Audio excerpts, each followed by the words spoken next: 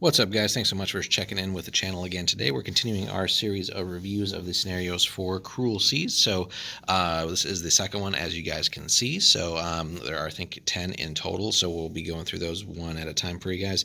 And again, the neat thing with the way they do the scenarios in this book is that they build up from basically very simple missions with not a whole lot of forces, then gradually increase the size of the games and the complexity with more and more of the sort of full rule set being added. So scenario 2, as you guys can see here, is called Torpedo Run, and basically it's there's an attacker defender here. So before the game, each player will roll a d10. The winner basically is the will actually decide, who the attacker is and who the defender is, and then the objectives will be different there depending on that. So if you are the defender, defend your valuable cargo and escape through the exit point, whereas the attacker, put your torpedoes to effective use and sink your enemy's vital supplies. So table size that they suggest here off on the corners, 60 by 90 centimeters. Playing on a bigger map, use the buoy tokens to sort of delineate basically the play area, just to make that clear so it's not like an overly large table. So on the deployment side here, the defender, you will have to have the tanker model, like the actual physical model, or the cardboard one from the two-player starter, or something that just works mutually agreeable as a tanker. But place a tanker ship in the convoy corridor, so the northern long table edge, extending south about 30 centimeters with its stern touching the eastern edge of the table. Move the tanker at combat speed dead ahead, then place one Vosper motor torpedo boat or E-boat within the corridor. All vessels there start at combat speed.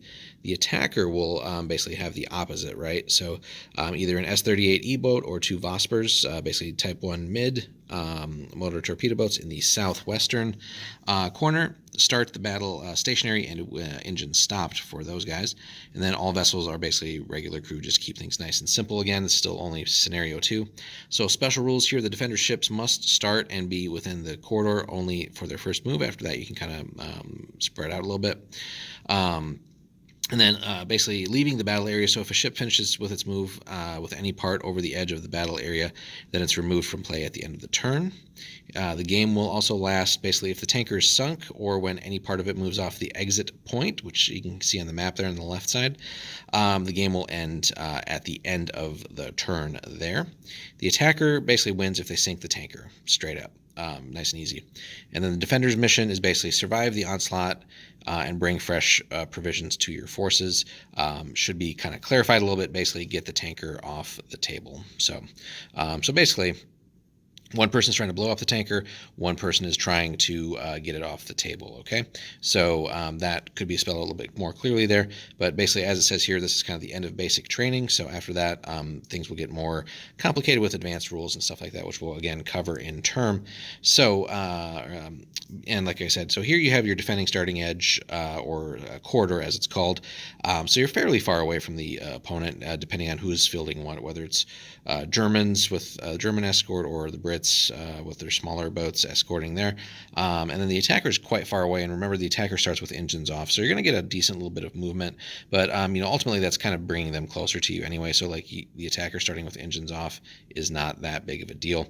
That being said, you're going to want to get up to speed fairly quickly and then kind of figure out how you're going to deal with the enemy. You might race sort of towards this edge of the map here just to sort of get in front of them and force them into some evasive maneuvers. But you also might want to swing here and kind of come at them from sort of a broadside sort of attack vector there. But definitely you want to do something that forces the defender to make some decisions, and anything you can do to slow them down, force them to maneuver. You shouldn't let them just creep across the entire board with that tanker without ever forcing it to turn or do anything to modify their movement or plans at all. So, and again, depending on who's fielding what, it can be a little bit tricky. It's a 2-to-1 ship count as far as the actual military ships are concerned. Either way, so even the one-on-one, the German ship is better than any of the Vospers. But again, that 2-to-1 thing, you can't just ignore them. They're all roughly similar in armament types. So, if you're the Germans, you really gotta, I think, just sort of focus down one of the Vospers right away if you can, and maybe get off like a decent torpedo salvo. So, you'll have extra time to catch up to the tanker since you're just that much faster than it. But nonetheless, you can't just afford to ignore the Vospers there. So they will eventually whittle you down, and if they get like a random crit or something on you, and then if it's like something that slows you down or hampers your ability to then deal with the tanker, it could be too late. So yeah, like I said, regardless of what you're doing,